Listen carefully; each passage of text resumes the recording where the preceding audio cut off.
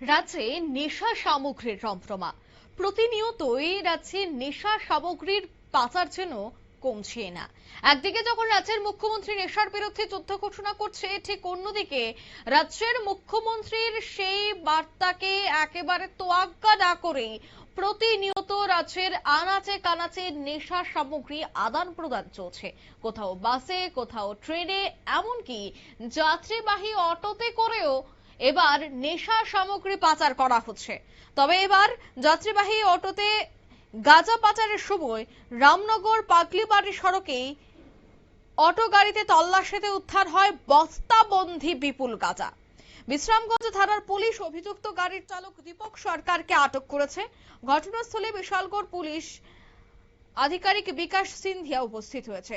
বহিরাজ্যে পাচার করতে যাওয়া হচ্ছিল এই বস্তাবন্দি গাঁজা। তবে উদ্ধার গাঁজাগুলি লালসিংমুড়া এলাকা থেকে অটো গাড়িতে নিয়ে যাচ্ছিল চালকটি, এমনটাই সে জানিয়েছে। যদিও পরবর্তী সময় বিশ্রামগঞ্জ থানার পুলিশ উদ্ধার করে গাঁজাটি এবং অটো সহ চালককেও গ্রেফতার করে। অভিযুক্তের বিরুদ্ধে এনডিপিএস ধারায় মামলাও নেবে পুলিশ। তবে এই কাজগুলি কোথা থেকে করা হচ্ছে এবং কোন কোন চক্র জড়িত রয়েছে তা তো অবশ্যই পুলিশের নজরে আসা উচিত। তবে এই বিষয়ে পুলিশ আধিকারিকের বক্তব্য শোনাবো একবার। क्या है आप लोग?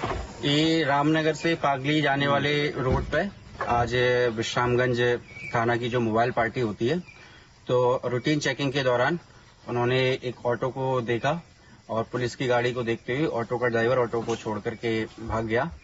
और उसी समय नियर रामनगर से पागली रोड पे इस ऑटो को सीज किया है।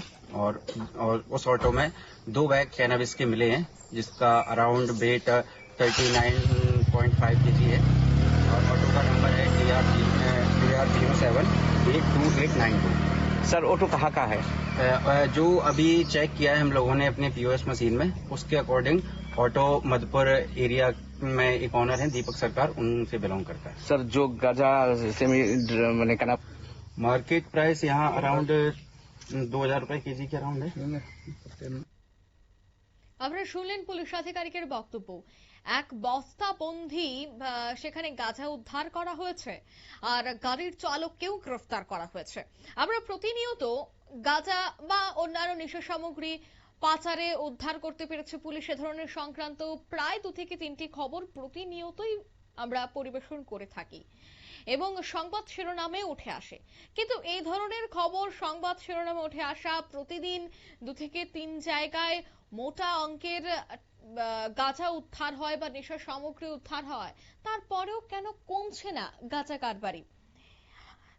এ ধরনের চালকদের তো বারবার ধরা হয় বা তাদেরকে পাকড়াও করা হয়, এনডিপিএস ধারায় মামলাও হয়, বিচার হয়, জেলে যায়, কিন্তু আসল যারা অপরাধীরা রয়েছে তারা তো পর্দার আড়ালেই থেকে যাচ্ছে।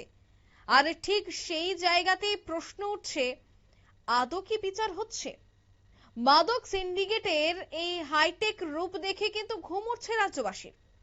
সীমান্ত পেরিয়ে এবং রাজ্যের এক প্রান্ত থেকে ও প্রান্তে যেভাবে নেশা সামগ্রী ঢুকছে, তাতে আর কতদিন নিরাপদ থাকবে রাজ্যের ভবিষ্যৎ, সেটাও কিন্তু একটা প্রশ্ন।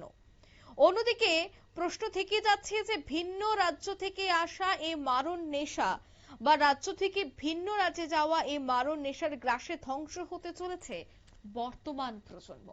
তাই যারা চালক, যাদেরকে দিয়ে এই কাজ করানো হয়, তাদেরকে গ্রেফতার না করে বা তাদেরকে গ্রেফতারের পাশাপাশি যারা মূল মাস্টার মাইন্ড রয়েছে, যাদের ব্যবসাটা রয়েছে, যারা টাকা খাটিয়ে এই ধরনের নেশা সামগ্রী আদান প্রদান করাচ্ছে, সেই মূল মাস্টার মাইন্ডদের যতদিন না পর্যন্ত গ্রেফতার করা হবে এবং তাদের বিরুদ্ধে যতদিন পর্যন্ত কড়া পদক্ষেপ গ্রহণ না করা হবে, ততদিন রাজ্যের আনাচে কানাচে এইভাবেই নেশা সামগ্রীর আদান প্রদান চলবে।